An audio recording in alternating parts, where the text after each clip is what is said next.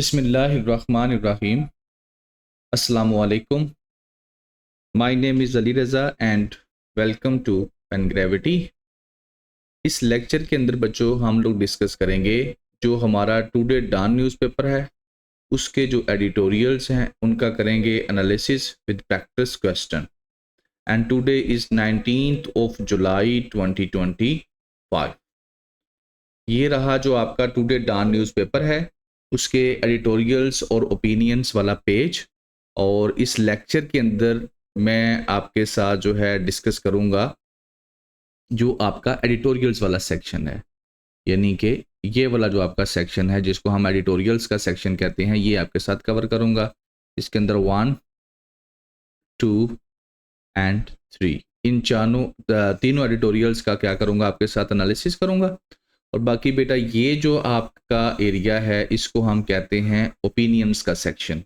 इसके अंदर इसी तरीके से 4 ओपिनियंस होते हैं और इन ओपिनियंस का एनालिसिस जो है वो भी इन द सेम फैशन जो है पेन ग्रेविटी टीम जो है वो डिलीवर करती है और उसके लिए आप लोग रजिस्ट्रेशन करवा सकते हैं, फोकल पर्सन से रब्ता कर सकते हैं। ठीक है, एक चीज़ तो ये होगी। सेकेंडली बेटा ये आपकी हेल्प करेगा, इसको आपने खुद पढ़ लेना है और ये 2024 के सारे रिकॉर्डेड लेक्चर्स हमारे पास मौजूद हैं, आप जो सुनना चाहें हमसे ले सकते हैं। और ये 2025 के भी सारे मौजूद हैं और ये ओपिनियंस के हैं, ठीक है। और फोकल पर्सन से रब्ता करें, इनको सुने और इनको सुनने का सिर्फ एक ही मकसद है कि आपके आइडियाज़ की मेजोरिटी हो जाएगी। बाकी ऐसे राइटिंग प्रैक्टिस कंटिन्यू है, उसे आप ज्वाइन कर सकते हैं। और एक नई चीज़ हम लोगों ने इंट्रोड्यूस करवाई है, that is Islamabad police research institute. इसके अंदर ये जर्नल है आपका इस्लामाबाद पुलिस रिसर्च इंस्टीट्यूट का, इसके अंदर रिसर्च पेपर्स होते हैं। उन रिसर्च पेपर्स को इन द सेम फैशन पढ़ा गया है और उनके लेक्चर्स को रिकॉर्ड किया गया है, आप इसे भी सुन सकते हैं। हेल्प करेंगे आपके ये सारी चीज़ें इंग्लिश ऐसे में, ख़ास तौर पर current affairs, Pakistan affairs easily आपका पास हो जाएगा CSS का, not a big deal. Social sciences के जो ऑप्शनल सब्जेक्ट्स हैं उनमें आपकी हेल्प करेंगे और साथ में आपकी क्रिटिकल अप्रोच को डेवलप करेंगे और आर्गूमेंट बिल्डिंग अप्रोच को भी डेवलप करेंगे। और ये चीज़ें मैं सिर्फ उन बच्चों के लिए बता रहा हूँ जिन्होंने हमें नया ज्वाइन किया है। जो हमारे ओल्ड स्टूडेंट्स हैं दे नो वेरी वेल कि हाउ दीज थिंग्स हेल्पफुल, ठीक है। और इंग्लिश ऐसे जो है उसमें भी मैं ऐड कर दूं, ये सारा डाटा आपका हेल्प करेगा। और हर एडिटोरियल को डिस्कस करने के बाद मैं आपको प्रीवियस जो ऐसे के पेपर हैं उनके साथ उनको कनेक्ट करके भी आपको बताऊंगा कि ये चीज़ जो मैं आपके साथ डिस्कस कर रहा हूँ ये किस तरह आपकी हेल्प करेगी। लेकिन बेटा अकेला आइडियाज़ से कुछ नहीं होना, जब तक वो आइडियाज़ आप पेपर के ऊपर शिफ्ट नहीं कर पाएंगे आप पास नहीं हो सकते ऐसे में। और उसके लिए आपको राइटिंग प्रैक्टिस जो है उसे आप ज्वाइन कर सकते हैं, ठीक है। बाकी ये करंट आपके ग्लोबल इश्यूज़ हैं, ये करंट नेशनल इश्यूज़ हैं। लेक्चर का जो PDF है वो डिस्क्रिप्शन के अंदर मौजूद है, आप डाउनलोड कर सकते हैं और चैप्टराइजेशन जो है इसकी कर दी गई है।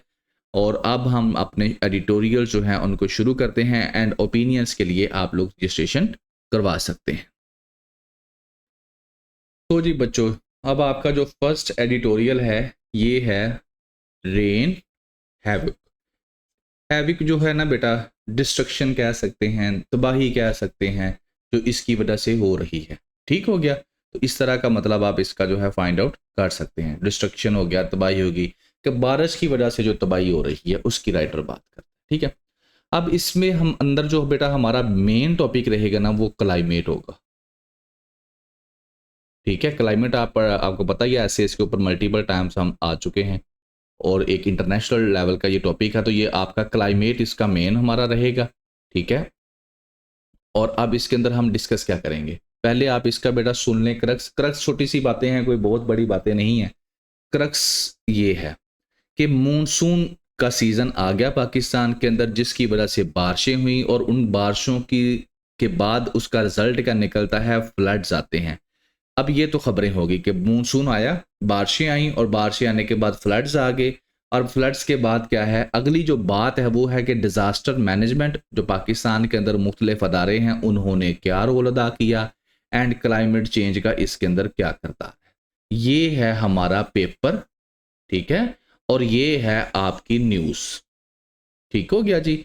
अब मैं आपको आगे लेके चलता हूँ। अब किस तरीके से ये पेपर में चीज़ें इस्तेमाल होंगी अल्टीमेटली वो भी मैं आपके साथ एक्सप्लेन करूँगा। तो पहले हम लोग न्यूज़ को सुन लेते हैं छोटी सी, उसके बाद हमने राइटर ने जो लिखी हैं चीज़ें वो पढ़ लेंगे and then we move forward towards our exam. तो एग्जाम के पर्सपेक्टिव में बेसिकली राइटर ने जो चीज़ें लिखी हैं ना वो ये किया है कि डिजास्टर मैनेजमेंट वालों को थोड़ा क्रिटिसाइज किया है कि ये अपना काम कर नहीं रहे, जिसकी वजह से हर साल पता है कि पाकिस्तान के अंदर मानसून का सीज़न आना है, बारिशें भी आनी है, उसके बाद जब बारिश आएगी तो अल्टीमेटली उसकी वजह से जो है आगे हमने इंतजाम तो करने हैं ना कि बारिश का पानी जो है हमारी गलियों में सड़कों में ना आ सके, शहरों में ना आ सके, बल्कि एक प्रॉपर रास्ता बनाया जाए जिसके थ्रू वो क्या हो सके समुद्र की तरफ मूव कर जाए। ठीक है, तो इसकी वजह से फिर वो कहता है इनको क्रिटिसाइज करता है और ये जो बड़े अच्छे हैं ये आराम से अपनी जो गलतियां हैं वो क्लाइमेट चेंज के ऊपर डाल देते हैं कि जनाब क्लाइमेट चेंज की वजह से सारा कुछ ये हो रहा है। तो इस तरीके से हम इनको डिस्कस करेंगे और प्रीवियस ईयर्स के अंदर जो ऐसे आए हैं उनको भी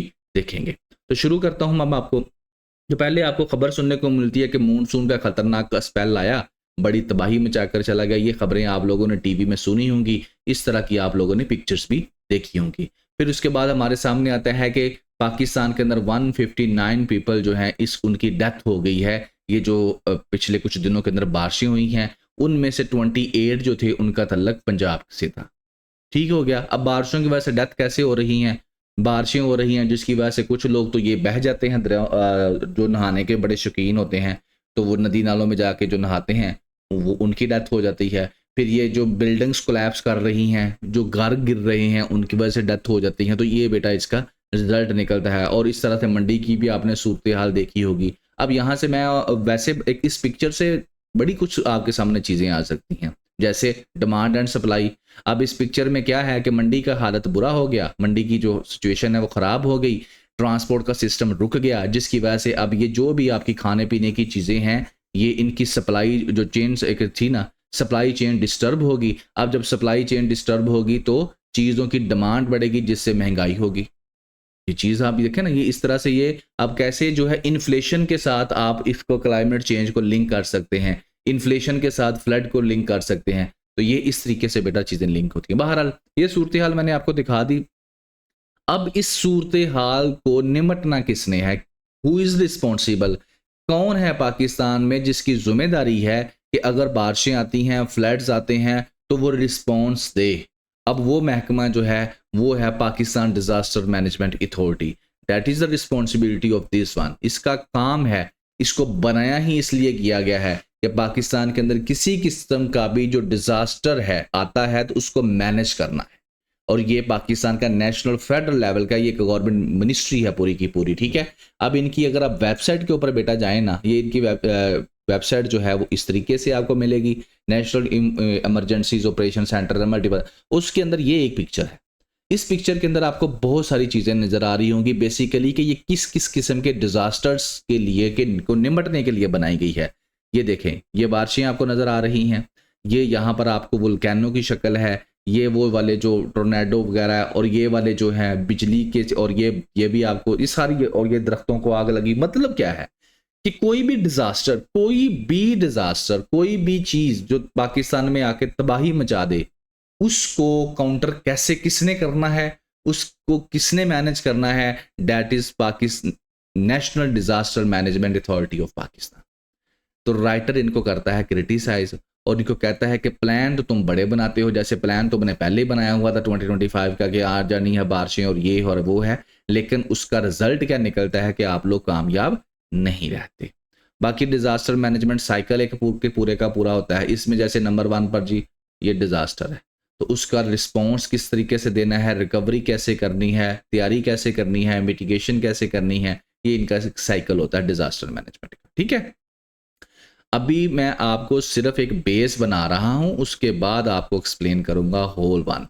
अच्छा, डिजास्टर मैनेजमेंट जो है ये एक नेशनल डिजास्टर मैनेजमेंट आपकी है, उसके बाद प्रोविंशियल भी, हर सूबे की अपनी अपनी भी है, फिर डिस्ट्रिक्ट लेवल के ऊपर भी कहते हैं बनाई जाए, फिर लोकल लेवल के ऊपर भी कहते हैं बनाई जाए, जैसे कि नेशनल डिजास्टर मैनेजमेंट कमीशन और उसके बाद अथॉरिटी। फिर प्रोविंशियल, हर सूबे का, जैसे हमारे पास पंजाब है, सिंध है, केपे की है, बलूचिस्तान है, सबकी अलग-अलग। ठीक है, कमीशन के बाद जो है सबकी अलग-अलग बनाई जाएगी और फिर हर डिस्ट्रिक्ट के लेवल के ऊपर और हर फिर लोकल अथॉरिटी, लोकल का मतलब है तहसील लेवल के ऊपर, यूनियन काउंसिल के लेवल के ऊपर, ठीक है। तो इसको आप इस तरीके से भी देख सकते हैं कि एक तो आपके पास ये फेडरल मिनिस्ट्री है, फिर नेशनल डिजास्टर मैनेजमेंट अथॉरिटी है, फिर उसके बाद आपकी प्रोविंशियल डिजास्टर मैनेजमेंट जो है बनाई हुई है आप लोगों ने। फिर इस तरीके से आगे पूरे का पूरा यानी कि आप लोगों ने एक समझ लेकर मिनिस्ट्री स्टैब्लिश की हुई है जिसका यही काम है कि जब कोई इस तरीके से डिजास्टर आते हैं तो डिजास्टर से पहले क्या करना है, पहले की तैयारी क्या करनी है और बाद में अगर आ जाता है तो क्या करना है। लेकिन इसके बावजूद हम जो है फेल होते हुए नजर आ रहे हैं। ठीक हो गया। अब इसके बाद मैं हल्का सा आपको दिखाऊंगा प्रीवियस ईयर्स के अंदर। देखें 2 साल पहले 2022 के अंदर भी फ्लड पाकिस्तान के अंदर आया, 2010 के अंदर भी फ्लड पाकिस्तान के अंदर आया और पाकिस्तान में फ्लड आते रहेंगे बिकॉज पाकिस्तान इन टॉप 10 है कि जो क्लाइमेट चेंज की वजह से डिस्टर्ब हो रहे हैं मुल्क, ठीक है। तो ये आते रहेंगे लेकिन हमने तैयारी को नहीं की। हमारे लोग 2010 में भी जरीलो ख्वार हुए, हमारे लोग जो है 2022 के अंदर भी डिस्टर्ब हुए, परेशान हुए, इसी तरीके से वो जुगियाँ लगा के रहते रहे और अब again we are facing the same situation. इसका मतलब है कि गवर्नमेंट ऑफ पाकिस्तान या provincial governments are not doing anything which is different, which is according to the demands of the people, which is according to the demand of the current situation। ठीक है। अच्छा, तो होता क्या रहा है प्रीवियस में, इस तरीके से जी आपका आता है पानी, आता है दरियाओं के अंदर, ठीक हो गया। और होता क्या है कि जब ये पानी बहुत ज़्यादा आता है, जैसे इस सिचुएशन के अंदर दिखाया गया है 2021 के अंदर ये सिंपल है और ये 2022 के अंदर जो है पानी जो है आ रहा है दरियाओं के अंदर। अब एक ही पिक्चर आपको एक्सप्लेन कर देगी कि डेट्स वाई फ्लड्स, ये वाली पिक्चर देखें जी। अब ये 2010 की है वैसे, ठीक है। अब आप देख रहे हैं कि ये हमारे पास इंदस है, जेहलम है, चिनाब है, ठीक है। अब यहाँ पे आप देख रहे हैं कि क्या हो रहा है, districts with minor flooding, districts with major flooding and complete flooded areas, ठीक है। अब देखें, अब ये यहाँ से पानी आया, बारिशें हुई। अब जैसे कि हमारे इलाकों में बारिश होगी तो पानी कहाँ पे जाएगा, दरिया में जाएगा और दरिया से पानी कहाँ पर जाएगा, समंदर में जाएगा। बट हो क्या रहा है, हो ये रहा है कि पानी ओवरफ्लो कर जाता है। यानी कि अगर ये एक रिवर है, उसकी कैपेसिटी है इतनी, तो पानी जब उसमें ज़्यादा आ जाएगा तो वो ओवरफ्लो करके निकलना शुरू हो जाएगा मुख्तलिफ एरिया से, ठीक है। और जब वो ओवरफ्लो होगा तो फिर बाकी के जो इर्द गिर्द के इलाके हैं उनमें जाएगा, जिसकी वजह से क्या होगा, फिर फ्लड्स आ जाएंगे और तबाही आ जाएगी। अब ये ओवरफ्लो क्यों होता है, द क्वेश्चन इज दिस। तो पाकिस्तान के अंदर जब बेटा आप डिस्कस करेंगे ना कि फ्लड्स को रोकने की जो ये किस तरह से रोका जा सकता है, तो there are multiple ways by which we can stop these floods, we can save. हम स्टॉप तो नहीं इनको कर सकते but we can save our people. अब वो कैसे है, एक जो बड़ी मेन चीज़ है, बहुत सारे आपको सजेशंस मिलेंगी, वो ये थी कि जो दरिया है ना उनका रास्ता छोड़ दो, दरियाओं को उनका रास्ता दो। एंड इन नॉर्थन एरियाज के अंदर ये एक कॉमन प्रैक्टिस हमने देखी है कि दरियाओं के रास्ते के ऊपर जहाँ से दरिया गुजरते हैं वहाँ पर मुख्तलिफ किस्म के जो हैं चीज़ें बनाई जाती हैं, रेस्टोरेंट बना लिए जाते हैं। तो आप दरियाओं का खुद से रास्ता रोकते हो। अब ये घर आप क्यों यहाँ पर बना रहे हैं, ये क्यों आप यहाँ पर बना रहे हैं, वाई? आप जाओ साइड पर जाकर बनाओ। जब पता है कि ये दरिया है, इसका एरिया है, उसने यहाँ से गुजरना है, तो फिर क्यों आप उसको डिस्टर्ब करते हो? तो आप खुद से दरियाओं का रास्ता रोकते हो, जिसकी वजह से क्या होता है कि दरियाओं के जो गुजरने की जगह है वो थोड़ी हो जाती है और वो ओवरफ्लो जल्दी कर जाते हैं, ठीक है। तो एक चीज़ तो आप अपने जो कमेंट्स कह लें, सजेशंस कह लें, आप इंटरव्यू के अंदर, आप अपने एग्जाम्स के अंदर जो है ये भी लिख सकते हैं कि पाकिस्तान के अंदर एक काज ये भी है कि हम खुद दरियाओं का रास्ता जो है वो रोकते हैं, ठीक है। तो इस तरह से मल्टीपल चीज़ें आप बेटा डिस्कस कर सकते हैं। अब मैं आ जाता हूँ एडिटोरियल के ऊपर कि राइटर ने क्या लिखा है। राइटर ने वही लिखा है जो मैंने बताया आपको कि मानसून आ गई, बारिशें आ गई, फ्लड्स आ गए, 60 लोगों की जान गई, ठीक है। 300 से ज़्यादा इंजर्ड हो गए पिछले 24 घंटे के अंदर पंजाब के जो नॉर्थन एरियाज हैं, ठीक है। अब आर्मी जो है वो हेल्प कर रही है और उसके साथ साथ वो कहता है कि इस दफ़ा जो मानसून की बारिशें आई हैं या उनका जो रिजल्ट है वो प्रीवियस 60 to 70% ज़्यादा इंटेंसिटी के साथ आया है पिछले सालों से। एक चीज़ तो वो ये बताता है कि यानी कि इंटेंसिटी बढ़ गई है। तो ये मैंने तकरीबन सारी चीज़ें आपको बता दी। फिर वो कहता है warning of at least 4 more heavy monsoon. इस जैसे कि इस की तरह के 4 और हैवी किस्म के मानसून जो हैं वो आ सकते हैं। अभी ये वार्निंग दे दी गई है, जो आपकी नेशनल डिज़ास्टर मैनेजमेंट अथॉरिटी है उसने ये वार्निंग दे दी है कि अभी गेम ख़त्म नहीं हुई। उसके बाद फिर बेटा वो आगे जाता है कि 2022 जो का जब फ्लड आया था उसकी कुछ मेमोरीज़ जो है, जैसे मैंने आपके साथ हाईलाइट की कि उसकी वजह से भी बड़ी तबाही हुई थी।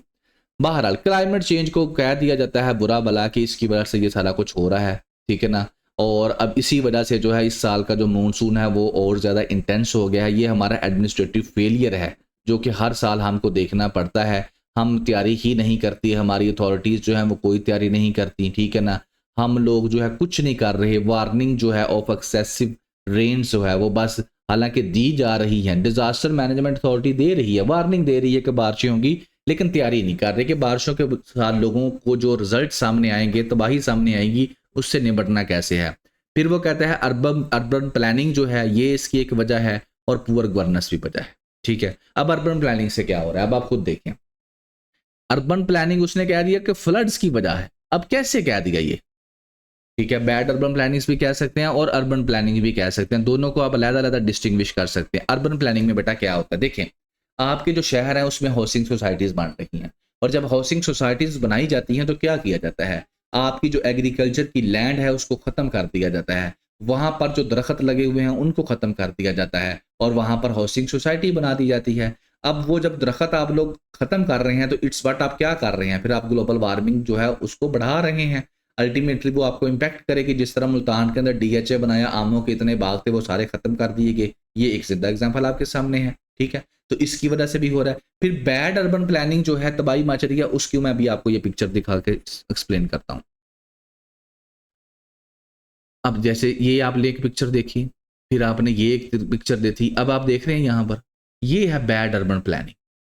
ये अब कारें खड़ी हैं यहाँ पर, ठीक है। अब क्या है, बैड अर्बन प्लानिंग से मुराद ये है कि वेल ऑर्गेनाइज्ड आपका सिस्टम नहीं है। जब आप सोसाइटीज बना रहे हैं या आप लोग अर्बनाइजेशन हो रही है आपके शहर की, तो अगर आपका शहर वेल ऑर्गेनाइज्ड होगा तो उसमें सिर्फ हाउसेस वेल ऑर्गेनाइज्ड नहीं होंगे, उसका सैनिटेशन का निज़ाम, उसका ये रेन अगर आती है तो उसके पानी को कैसे जो है अब्जॉर्ब करना है, कैसे जो है टाइमली जो है वहाँ से निकाल के किसी बड़े जो कनाल है या दरिया की तरफ कैसे उसको भेजा जाना है, ये सिस्टम भी उसके अंदर होना चाहिए। लेकिन पुअर आपकी बैड अर्बन प्लानिंग है, जिसकी वजह से क्या हो रहा है कि आपके इलाकों के अंदर पानी खड़ा हो जाता है और उसके बाद यही पानी जो है आपकी तबाही की रीज़न भी बनता है, ठीक है। और पुअर गवर्नेंस तो आपको सामने है, यह है कि जो फेलियर है गवर्नमेंट ऑफ पाकिस्तान के, वो उनके बारे में कहता है। अगली बात वो कहता है कि बिलियंस रुपीस आप लोग खर्च कर देते हो, पॉलिटिशियंस को कहता है कि, और प्रोविंशियल गवर्नमेंट को कहता है कि अपनी पब्लिसिटी के ऊपर, अपनी कैंपेन के ऊपर, ये बात हकीकत है, न्यूज़पेपर के ऊपर आ रहा होता है, आपके जो बैनर्स लगे होते हैं बाहर सड़कों के ऊपर वहाँ पर आ रहा होता है, फेसबुक के ऊपर, सोशल मीडिया के ऊपर, हर जगह पे ये कैंपेन कर रहे होते हैं अपने छोटे छोटे काम की, सिर्फ अपना पॉलिटिकल इमेज जो है उसको बेहतर करने के लिए, ठीक है ना। तो राइटर कहता है कि इतने पैसे इन फजूल कामों में तुम लोग खर्च कर रहे हो, तो यही पैसे पंजाब गवर्नमेंट को कहता है कि तुम पंजाब के डिफेंस के ऊपर खर्च करते। डिफेंस से मुराद यहाँ पर जो सिक्योरिटी वाला डिफेंस नहीं है, दूसरा, ठीक है ना। यहाँ पर जो सिक्योरिटी है वो दूसरी सिक्योरिटी है, नॉन ट्रेडिशनल सिक्योरिटी जिसे आप कह सकते हैं। यहाँ पर वो आर्मी की बात नहीं कर रहा, यहाँ पर वो बात कर रहा है कि फ्लड्स की वजह से जो तबाही आती है उसका डिफेंस, ठीक है ना, against flooding in the cities. तो उसको आप इमरजेंसी रिस्पॉन्स सिस्टम अपना बेहतर कर सकते थे, और क्लाइमेट को लेकर आप मुख्तलिफ एक्शंस ले सकते थे। मुख्तलिफ एक्शंस के अंदर क्या है, आपकी जो जो क्लाइमेट की वजह से तबाही हो रही है, जिसके अंदर आप कह सकते हैं जो आपकी व्हीकल्स जो हैं वो धुआं छोड़ रही हैं बहुत ज़्यादा, आप जो है डिफॉरेस्टेशन हो रही है, फॉरेस्ट आप दरख्त काटी जा रहे हैं, आपकी जो इंडस्ट्रीज़ है वहाँ से जो मुख्तलिफ किस्म के धुएँ निकल रहे हैं, these are all the things जो क्या कर रही हैं, ग्लोबल वार्मिंग की तरफ जा रही हैं। तो कहता है ये पैसा यहाँ पर जो खर्च कर रहे हो तो इन चीज़ों को ख़त्म करने के ऊपर खर्च करो, दरख्त लगाने के ऊपर खर्च करो, ठीक है, अर्ली वार्निंग सिस्टम जो है उनको इंस्टॉल करने के ऊपर खर्च करो, इस तरह के कामों के ऊपर खर्च करो। और उसके बाद अगर फ्लड्स आ जाते हैं तो उसके बाद क्या करना है, जैसे कि अगर आपको यहाँ पर एक पिक्चर दिखाऊं, देखें ना, ये कोई बातें वही हैं सिंपल। अब ये सारे लोग क्या कर रहे हैं, ये अब इस दरिया के किनारे के ऊपर अपने घर बार लगा के, झुग्गियाँ लगा के बैठे हुए हैं, क्योंकि ये घरों बेघर हो गए हैं। अब यहाँ पर अगर मैं कहूँ, अब जैसे इमरान खान ने वो क्या सिस्टम शुरू किया था, मेहमान खाना, मेरे ज़हन से उसका एग्जैक्ट नाम भूल गया, जिसको उसने हर डिस्ट्रिक्ट के अंदर बनवाए हुए थे। पीटीआई की गवर्नमेंट जब थी तो उसमें वो क्या थे, कुछ एक बिल्डिंग्स बनी हुई थी जिनको वो मेहमान खाना समझ लें कहते थे, कि जो अगर कोई बंदा किसी दूसरे शहर से आया तो वहाँ पर वो स्टे कर सकता है। अब देखें, जब पाकिस्तान की गवर्नमेंट को पता है, पाकिस्तान की प्रोविंशियल गवर्नमेंट्स को भी पता है कि ये काम हर साल हमें फेस करना पड़ेगा, हर 2 साल बाद 3 साल बाद हमें ये फेस करना पड़ेगा, तो एक काम तो ये है कि आप पहले जो है क्या कर रहे हैं, पहले आप इन्वेस्टमेंट करें। दूसरा काम ये है कि अगर फ्लड आ जाता है तो इन लोगों का क्या करना है। इसके लिए आप बिल्डिंग्स बना सकते हैं, इसके आप नेशनल डिजास्टर मैनेजमेंट जो है सेंटर्स बना सकते हैं, उनके अंदर इनको अकोमोडेट कर सकते हैं वक्ती तौर के ऊपर। अगर कोई तबाही आती है तो कहाँ पे लोगों को अकोमोडेट करना है। तो इस तरह के काम गवर्नमेंट ऑफ पाकिस्तान कर सकती है अगर वो चाहे तो। ठीक है, आगे क्या है जी, नॉर्थर्न पंजाब के अंदर वो कहता है कि करना क्या है कि फंड आप लोगों ने देने हैं, गवर्नमेंट ने फंड जो है प्रोवाइड करे, कंप्रीहेंसिव क्लाइमेट अडाप्टेशन स्ट्रेटजी जो है वो बनाए, ठीक है ना, और उसके साथ साथ जो अदारे हैं उनको साथ अटैच करे और उसके लिए क्या करे, काम करे। तो यही फिर ही हम लोग बढ़ सकते हैं। अगर गवर्नमेंट की विलिंगनेस नहीं होगी तो हर सर तबाही होती रहेगी। बाकी बेटा ये मैं जब इसके ऊपर आपका डाटा कलेक्शन कर रहा था तो ये एक था महराज low cost bamboo housing initiative for flood relief. ठीक है, अब इस तरह का यानी कि बम्बू आप कहते हैं जो ये बांस वगैरह होता है, उसकी मदद से आप लो कॉस्ट जो है इस तरह के घर बना सकते हैं, खास तौर पर उन एरियाज के अंदर जहां पर आपको पता है कि फ्लड्स ने आना ही आना है, आप उनको रोक ही नहीं सकते, हाई इंटेंसिटी वाले एरियाज के अंदर। ठीक है, तो ये भी एक सजेशन थी। बाकी अब हम चलते हैं आपका जो बेटा पेपर पर्सपेक्टिव है, कि पेपर पर्सपेक्टिव सीएसएस के अंदर जो है किस तरह से क्वेश्चन पूछे जा चुके हैं। बाकी ये मैंने आपको पहले भी शायद बताया कि आईपीआरआई जर्नल जो है उसके वीडियो लेक्चर्स हमारे पास मौजूद हैं। 2025 का जो आया है रिसर्च पेपर्स इसके अंदर होते हैं, आपकी एग्जाम्स में हेल्प करेगा, आप इसके लिए भी रब्ता कर सकते हैं। अच्छा, एग्जाम्स के अब आप हवाले से बात करते हैं। अच्छा जी, तो क्या है जी एग्जाम्स के पर्सपेक्टिव में, देखें जी पहले जो आ जाते हैं इसको, अगर हम फ्लड्स को और नेचुरल जो डिजास्टर्स हैं उनकी शक्ल के अंदर डिस्कस करें, उसमें क्या आता है। उसमें जैसे 2009 के अंदर एक ऐसे आया, सीएसएस के अंदर 2015 के अंदर भी आया, see the direct natural disasters and their management in Pakistan. तो कैसी मैनेजमेंट हो रही है पाकिस्तान के अंदर, यही मैंने आपके साथ अभी ऊपर आपको दिखाया भी, आपके साथ डिस्कस भी किया। तो इस ऐसे के अंदर आप डायरेक्ट लिख सकते हैं कि नेचुरल डिजास्टर को लेकर पहले तो आप देखें natural disaster and their management in Pakistan. तो पहले तो आप नेचुरल डिजास्टर्स के बारे में बता सकते हैं कि पाकिस्तान के अंदर कौन कौन से नेचुरल डिजास्टर्स जो हैं वो बड़े फ्रिक्वेंटली आ रहे हैं और नुकसान कर रहे हैं। उसके अंदर आप लोग मेंशन कर सकते हैं ये वाले फ्लड्स। ठीक है, उसके बाद उनकी मैनेजमेंट जो है पाकिस्तान के अंदर कैसी हो रही है, अच्छी हो रही है या लोग जलील हो रहे हैं, तो वो आपके सामने ही है। आप उसके अंदर बता सकते हैं कि हर साल हो रहा है और उससे कितना नुकसान हो रहा है। ठीक है, आगे 2015 में disaster management and preparedness in Pakistan. Management तकरीबन कंसेप्ट वही है। ठीक है, क्या तैयारी की है पाकिस्तान ने, बताएं। तो ये यही क्रिटिकल एनालिसिस वो कर रहा है कि कोई तैयारी तुम लोग करते नहीं हो। हर साल डिजास्टर आते हैं, लोगों की जानें चली जाती हैं, लोगों का घर बार तबाह हो रहे हैं, and government of Pakistan is doing nothing accept publishing few reports. ठीक है, फिर आपका जो है इस तरह से भी बन सकता है, अगर हम देखें कि floods in Pakistan causes consequences and the way forward, ये एक छोटे बच्चों के लिखने के लिए प्रैक्टिस के लिए आप लोग बना सकते हैं, पेपर में इतना आसान आ जाए फिर तो आप लकी हो जाएंगे। दूसरी डिमेंशन है, एक तो मैंने dimension floods and disaster management आपके साथ डिस्कस कर दी।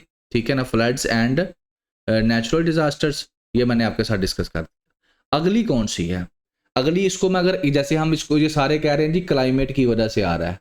ठीक है, अब मैं अगर इसको क्लाइमेट की शक्ल के अंदर लेके जाऊं तो इन्वायरमेंट, मैन एंड इन्वायरमेंट, इसके अंदर आप इसको मेंशन कर सकते थे। मैन ने क्या किया इन्वायरमेंट का हाल, इन्वायरमेंट को हम खुद तबाह कर रहे हैं। हम लोग क्या कर रहे हैं, हम दरख्त काट रहे हैं। ठीक है, उसके साथ और क्या कर रहे हैं, जैसे मैंने अभी मेंशन किया दरियाओं का रास्ता रोक रहे हैं। ठीक है, उससे क्या हो रहा है, फ्लडिंग आ रही है, उससे क्या हो रहा है, इकोसिस्टम डिस्टर्ब हो रहा है। ठीक है ना, तो ये सारी चीज़ें क्या आ रही हैं, हम इंसान ही कर रहे हैं ना। उसके बाद अगला environment degradation and its impact on society. ये देखिए इम्पैक्ट में आ गया ना, आपका फ्लड्स मचा रहा है ना तबाही, इम्पैक्ट इस तरीके से पूरा ऐसे तो ज़ाहिर है मैं अभी यहाँ पे नहीं डिस्कस कर सकता, लेकिन आपको बता रहा हूं कि ये जो बातें आपके साथ डिस्कस की जाती हैं, they are not irrelevant, they are relevant to your exam. अभी देखिए ना, इसमें भी आप इस्तेमाल कर सकते हैं। सस्टेनेबल डेवलपमेंट इन पाकिस्तान, अब सस्टेनेबल डेवलपमेंट के अंदर क्लाइमेट भी शामिल होता है, ठीक है। डेवलपमेंट के अंदर क्लाइमेट वगैरह और उसके रिलेटेड चीज़ें सारी, उसके ऊपर आप यहाँ पर बात कर सकते हैं।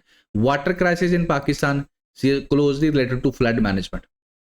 देखिए, वाटर के क्राइसिस चल रहे हैं, हमारा इंडिया के साथ इशू चल रहा है, तो अब जब हमारे फ्लड्स आते हैं तो आप वहां पर मेंशन कर सकते हैं वाटर क्राइसिस के अंदर कि देखें जी, ठीक है, मसला है, पाकिस्तान में पानी की कमी है, लेकिन ये भी तो देखें हर साल जब फ्लड आता है तो कितना पानी आता है, और वो सारे का सारा ना सिर्फ हमें नुकसान पहुंचा कर जाता है बल्कि ज़ाया भी हो जाता है। तो अगर पाकिस्तान की जो गवर्नमेंट है कुछ ऐसे काम करे कि जब बारिशें होती हैं, जब जिस सीज़न के अंदर पानी ज़्यादा आता है, तो हम उस पानी को किसी तरीके से सेव कर लें, और जब हम उसको सेव कर लेंगे तो हम जब बारिशें नहीं हो रही होंगी तो उन दिनों में हम उस पानी का इस्तेमाल कर लेंगे। तो ये वाटर क्राइसिस से बचने का एक तरीका है, यानी कि फ्लड जो हमारे लिए एक नुकसानदेह चीज़ था, हमने उसको कन्वर्ट कर लिया एक फ़ायदेमंद चीज़ के अंदर। लेकिन अल्टीमेटली इस काम के लिए हमको एक प्रॉपर प्लानिंग की ज़रूरत है, एक प्रॉपर हमको एक समझ लें प्लानिंग होनी चाहिए, और उसके बाद उसके ऊपर इम्प्लीमेंटेशन होनी चाहिए। अब मैं आपको यहाँ पे बहुत बड़ी एग्जांपल नहीं देता, एक छोटी सी एग्जांपल देता हूँ। जो मेरे टीचर थे, जो मेरे ड्यूरिंग माय रिसर्च, जो मेरे मुझे उन्होंने एक बात हम लोग डिस्कस कर रहे थे, वो आपके साथ शेयर करता हूँ। मैंने पहले भी शेयर किया। उन्होंने कहा था कि देखिए, बारिश हो रही है, पाकिस्तान के अंदर रेन हो रही है, ठीक है, बारिश हो रही है, पानी ज़ाया हो रहा है, फ्लड्स की शक्ल लगा। उन्होंने कहा था कि बैडमिंटन आप सारे खेलते हैं, ठीक है, बैडमिंटन खेलते हैं ना, ठीक है। उन्होंने कहा कि इस तरह से किया जाए कि जितना बैडमिंटन का कोर्ट होता है, ये एरिया होता है ना, इस एरिए का एक सादा अल्फाज में कह देता हूँ, एक तय खाना बना दें, जितना डूंगा गहरा आप बना सकते हैं। कहाँ पर बनाना है? हर स्कूल के अंदर बना दें, हर कॉलेज के अंदर बना दें, हर यूनिवर्सिटी के अंदर बना दें, हर आप जो आपके अदारे हैं, इंस्टीट्यूशंस हैं, वहाँ पर बना दें। तो वहाँ से क्या होगा? ऊपर बैडमिंटन खेला जाएगा और उसके नीचे क्या होगा, एक बहुत गहरा खड्डा होगा या आप तय खाना होगा जो प्रॉपरली जो है बनाया गया होगा। अब उससे क्या होगा, जब बारिशों का मौसम होगा तो वो पानी, जो बारिश का पानी है, वो हम उसके अंदर स्टोर कर लेंगे, उसको भर लेंगे, ठीक है। और ऊपर हम उसके बैडमिंटन खेल रहे हैं, उसको इस्तेमाल कर रहे हैं, उस एरिए को फजूल तो नहीं है, लेकिन उसके नीचे हमने पानी सेव कर लिया। अब मैं एक फॉर एग्जांपल किसी स्कूल की एग्जांपल देता हूँ। गवर्नमेंट का स्कूल है, वो ऐसा कर लेता है, वो एक या दो इस तरह के बना लेता है, और जब बारिशें आती हैं तो पानी सेव कर लेता है। अब जब बारिशें नहीं आएंगी तो क्या उस गवर्नमेंट स्कूल को पानी जो है नीचे ज़मीन से निकालने की ज़रूरत है? बिल्कुल नहीं है। वो इसके अंदर ही मोटर लगाएगा और यहाँ से पानी सक करेगा, और अपने जितने स्कूल के अंदर पौधे हैं उन सबको यही वाला वो पानी जो है लगा सकेगा।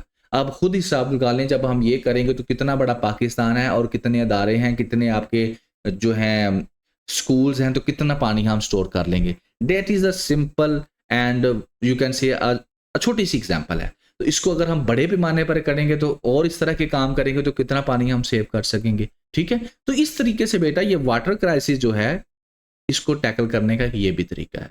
तो बाय दिस वे आप एग्जाम्स के अंदर मुख्तलिफ चीज़ें जो हैं कनेक्ट कर सकते हैं, और सिर्फ कनेक्ट करने से फिर वही बात है, क्या होगा, जैसे मैंने अब आपको ये बात ज़ुबान से समझा दी है, आपको समझ भी आ गई है, आपके दिमाग में भी बैठ गई है, लेकिन अब ये बात तो अगर आप पेपर के ऊपर कन्वे कर पाएंगे तो फिर ही गेम है ना। अगर ज़बान ज़हन में ही रह गई तो फिर क्या फ़ायदा उसका पेपर। नेक्स्ट आपका जी जो ओपिनियन है, एडिटोरियल है, शैटर्ड स्ट्राइप, स्ट्रिप कहते हैं पट्टी को, ठीक है, शैटर्ड कहते हैं इस तरह से। अभी आपके साथ जो मैं डिस्कस करूंगा, गज़ा की बात करती है, तबाह हो चुकी है। तो यहाँ पर बेटा गज़ा होगा डिस्कस। अब गज़ा की कौन सी डिमेंशन डिस्कस होगी? गज़ा आपको पता है फ़लस्तीन के अंदर है, तो डिमेंशन में सिर्फ वो सीज़ फायर की बात करता है, ठीक है।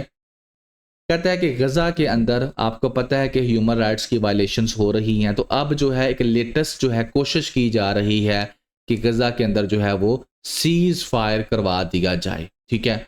अब पहले तो आप हल्का सा पहले गज़ा देख लें, उसके बाद फिर मैं आगे डिस्कस करता हूँ सारा। पहले पिक्चर में चलते हैं, आपको लेके चलते हैं। ये बेटा मिडल ईस्ट जो है आपका उसका मैप है।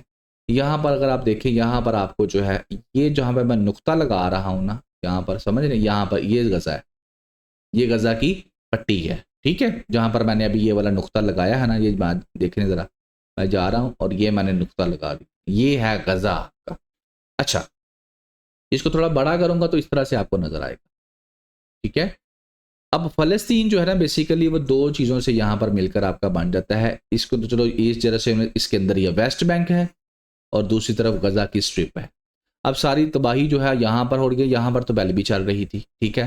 तो गज़ा की स्ट्रिप इस तरीके से आपको नज़र आएगी, ठीक हो गया जी, ये वाली।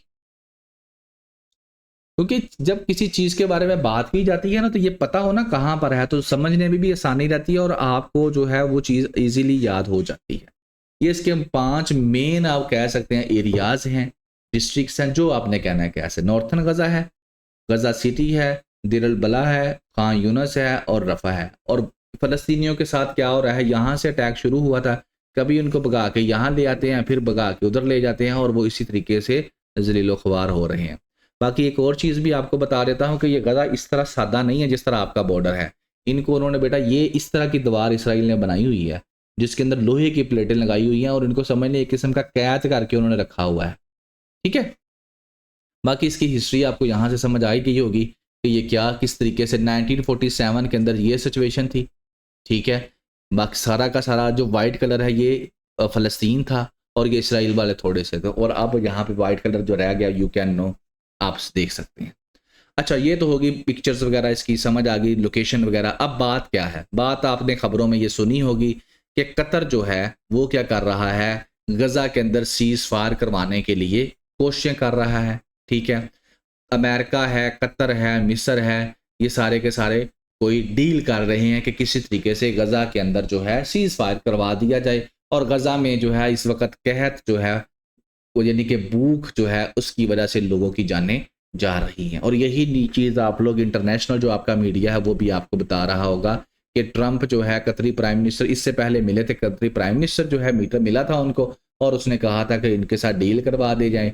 और डील में यही था कि दोनों के पास जो भी लोग हैं, स्टेज हैं, उनको छोड़ दिया जाए, ठीक है ना। इसराइल के जो ट्रूप्स हैं वहाँ से विदड्रा कर जाएँ, ठीक है ना, और बाकी चीज़ें भी ख़त्म कर दी जाएँ, और ख़ास तौर पर जो एड है वो फ़लस्तीन के लोगों को पहुँचाई दे। तो ये कोशिश की जा रही थी। इसी के ऊपर बेटा वो एडिटोरियल लिखता है, कहता है 650 डेज़ हो चुके हैं और गज़ा के लोग तबाही देख रहे हैं, और कतर के अंदर जो है ये मीटिंग चल रही है, कोशिश की जा रही है, लेकिन इसका ख़ास रिज़ल्ट हमको देखने को नहीं मिल रहा। दूसरी तरफ जो गज़ा है उसके अंदर तबाही मचाई जा रही है, उन बहुत ज़्यादा जो है नुकसानात वहाँ पर हो रहे हैं, लोगों की ज़िंदगी बहुत मुश्किल बनी हुई है। लेकिन इसराइल जो है वो कोई ख़ास इसके अंदर कुछ नहीं है कि सीज़ फायर हो सके। इसराइल जो है वो चाहता है कि मैं इसके ऊपर प्रॉपरली जो है कब्ज़ा कर लूँ बेसिकली। और अभी रिसेंटली इसराइल ने जो क्या किया है, जो चर्च था एक वहाँ पर, उसके ऊपर भी बॉम्ब फेंका है। उसके बाद उसने कहा कि ये मेरी एक एरर था, मिस्टेक थी। माल न्यूट्रिशन का शिकार हो रहे हैं। माल न्यूट्रिशन होता है बेसिकली, ये वर्ड हम यूज़ करते हैं, माल और न्यूट्रिशन। यहाँ पर मैं आपको ये भी बता दूं कि बेटा ये जो माल का वर्ड है ना, जिसके साथ लग जाता है इसका मतलब है वो काम खराब हो गया। जैसे कि एडमिनिस्ट्रेशन है तो माल एडमिनिस्ट्रेशन, प्रैक्टिस है तो माल प्रैक्टिस, ठीक है ना। तो न्यूट्रिशन है तो माल न्यूट्रिशन, मतलब कि चीज़ उतनी प्रॉपरली मिल नहीं रही। बाकी ये जो दो ऑर्गेनाइजेशंस हैं, इनकी जो रिपोर्ट है वो ये कहती है कि वहाँ पर बहुत ज़्यादा भूख है, बच्चे वहाँ पर भूख से जो है मर रहे हैं।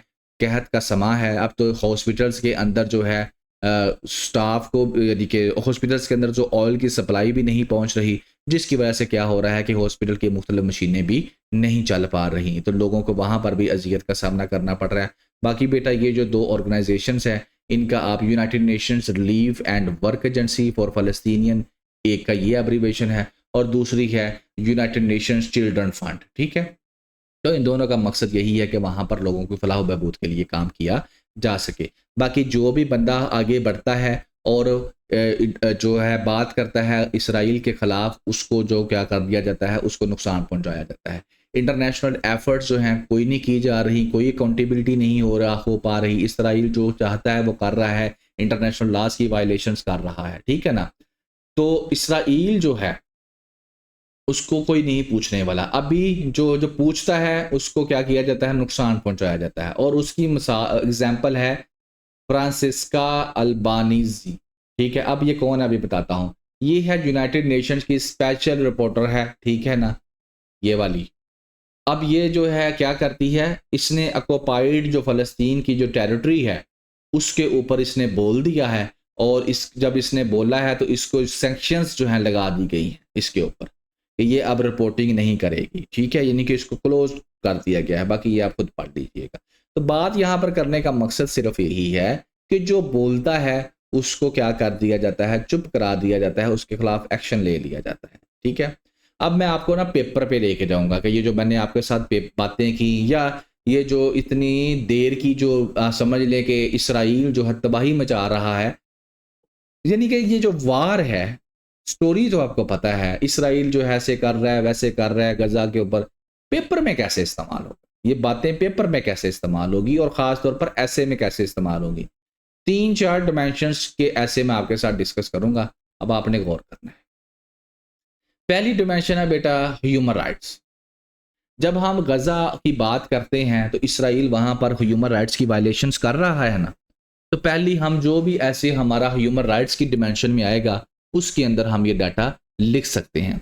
अच्छा, अब यहाँ पर बड़ी प्यारी उसने बात की है। यहाँ पर उसने एक तो हम human rights violations and the role of international organization, ये तो आगे जो है ना मैंने डिस्कस करना था अलहदा से जहाँ पर इस जगह के अंदर, लेकिन चलें उसने यहाँ पे देखा ये वाला था, यहाँ पर मैं इसको डिस्कस करूंगा। ये सारी उसी डिमेंशन से हैं, तो इसको अभी आप छोड़ दें, ठीक है, इसको आगे डिस्कस करूंगा। आगे आप देखें human rights in the modern world reality और मिथ, 2010 के अंदर आया। अब ये पाकिस्तान के ह्यूमन राइट्स की बात नहीं आपके साथ कर रहा, ये दुनिया के अंदर बात कर रहा है कि दुनिया के अंदर ह्यूमन राइट्स की बड़ी बातें की जाती हैं, बड़े अदारे बनाए हुए हैं, तो क्या वाकई ही हकीकत के अंदर इसकी कोई कदर है मॉडर्न वर्ल्ड के अंदर ह्यूमन राइट्स की, या बस बातें ही हैं, या मिथ ही है बस। तो यहाँ पर बेटा अगर तो आप गजा को लेकर चलेंगे तो फिर आप एज एग्जाम्पल उसको कोट करके कह सकते हैं भाई मजाक ही है और कुछ भी नहीं है, बस पेपर वर्क ही है। और मेरे पास जो ठोस एविडेंस है वो ये है कि गजा के अंदर क्या हुआ, गजा के अंदर कौन सा ह्यूमन राइट है जिसकी वायलेशन नहीं हुई, लेकिन जिन्होंने वायलेशन की उनको किसी ने पूछा, किसी ने नहीं पूछा। तो ये इसका मतलब है कि ये मॉडर्न वर्ल्ड के अंदर मजाक है। ये ऐसे आपका इस तरह से आप डिस्कस कर सकते थे इसके अंदर। World institution and their role in protecting human rights, कोई नहीं प्रोटेक्ट कर रहा, बकवास करते हैं सारे के सारे। कौन से हैं वर्ल्ड इंस्टीट्यूशन आपके? यूनाइटेड नेशंस है ना, ठीक है, यूनाइटेड नेशन सिक्योरिटी काउंसिल कह लें आप, ठीक है। और अगर आपने एग्जांपल देनी है इंटरनेशनल कोर्ट ऑफ जस्टिस की आप बात कर लें, ठीक है, ठीक है। तो क्या किया इन सब ने इदारों ने, कोई बोला है? कितने साल हो गए हैं वहां पर ह्यूमन राइट्स की वायलेशन, पिछली तो चलो रही, अब क्या हो रहा है, डिजिटल जेनोसाइड हो रहा है, दिखा रहे हैं, कोई बोला है? तो इसका मतलब है ये वर्ल्ड इंस्टीट्यूशंस उसी के लिए काम करते हैं जो इनको फंडिंग करता है।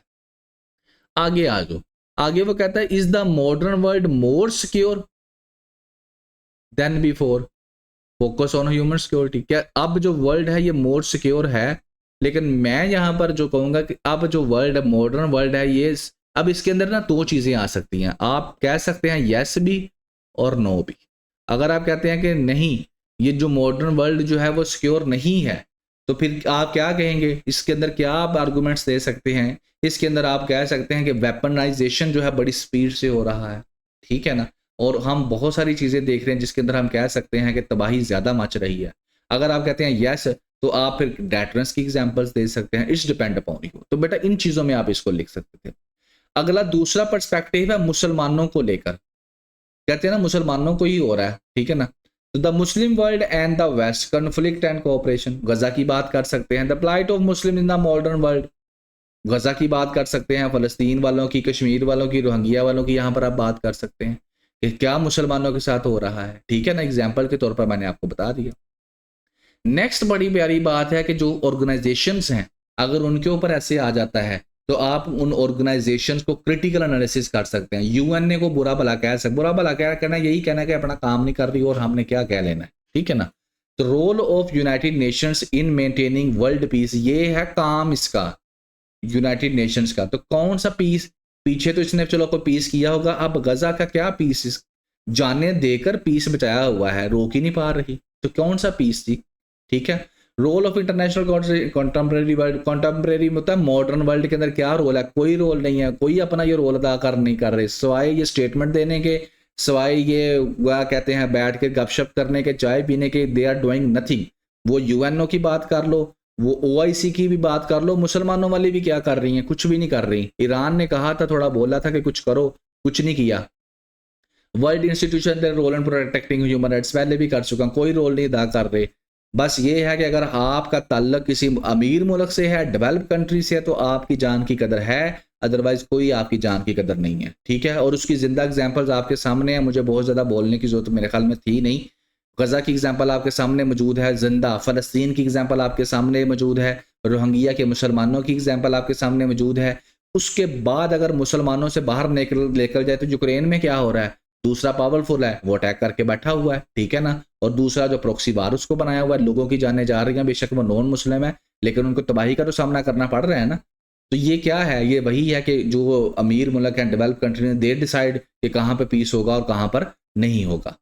फिर आगे ये मुसलमानों की मैंने बात पहले ही आपके साथ पार दी। फिर इसको मीडिया की शक्ल के अंदर भी, गजा के अंदर जब मीडिया की बात हो वहां पर भी आप लोग डिस्कस कर सकते हैं। कैसे? Power of media in the modern world, कोई पावर नहीं है, बकवास है सारी की सारी। जिसके अंदर आपकी बातें करते हैं, बीबीसी की बात हो जाती है। बीबीसी का तो मुझे वैसे इसका ना इतना तब सॉरी, मैं जो की मेन मुझे पता है ना, मैं उन्हीं की बात करता हूँ, क्योंकि हर एक की बात हो रही ना। जैसे कि मैं अभी आपको यहाँ पर बताता हूँ, CNN है, ठीक है, या अमेरिका के या वेस्ट के जितने भी न्यूज़ चैनल हैं, इन सब के सब ने क्या किया? गज़ा के ऊपर इन्होंने कुछ नहीं बोला, या गज़ा के ऊपर इन्होंने हमेशा इसराइल को ही सपोर्ट किया कि वो सही कर रहा है। तो इसका मतलब क्या है कि मॉडर्न वर्ल्ड के अंदर इनके पास कोई पावर नहीं है, दे आर पपेट्स, कुछ भी नहीं है ये, ठीक है ना। फ्रीडम ऑफ स्पीच, इल्यूजन और रियलिटी, इसके अंदर आप पाकिस्तान को भी ऐड कर सकते हैं और दूसरी मॉडर्न वर्ल्ड को भी ऐड कर सकते हैं। इल्यूजन ही है, इल्यूजन और रियलिटी, यानी कि बस फ्रीडम ऑफ स्पीच, रियलिटी में कोई नहीं है। उसके अंदर आप एग्जांपल्स दे सकते हैं, ठीक है ना। ये वाली बात तो गजा की भी एग्जांपल दे सकते हैं, मॉडर्न वर्ल्ड। एडिटोरियल है जी आपका बैटलिंग ड्रग्स, ठीक है। तो पहले तो ये ड्रग्स, वैसे तो ड्रग्स जो है ना, यहाँ पर नारकोटिक्स की बात कर रहे हैं। ड्रग्स वैसे किसी भी दवाई को आप कह सकते हैं, लेकिन यहाँ पर वो बेसिकली जो नारकोटिक्स है उसकी बात कर रहा है, इसकी। ये जो पीते हैं लोग, नशा करते हैं, उनकी बात कर रहे हैं, ठीक है ना। सही है।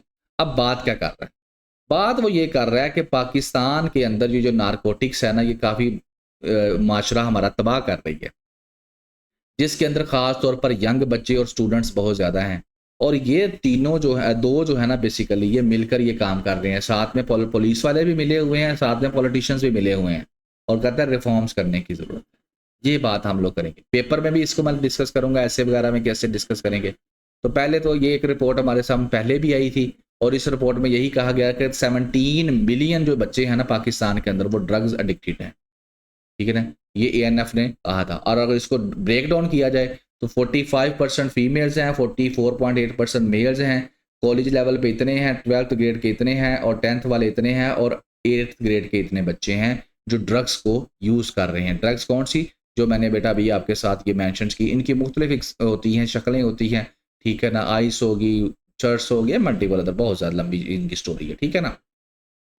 अब राइटर क्या लिखता है? राइटर ये लिखता है कि पाकिस्तान जो है ड्रग्स ट्रैफिकिंग के ऊपर जो है उस वार उसकी कंटिन्यू है। जो हमारे एजुकेशन के इदारे हैं वहाँ पर जवान बच्चे जो हैं वो इसको पी रहे हैं। एक और गैंग जो है अभी पकड़ा गया है, सियालकोट पुलिस ने पकड़ा है।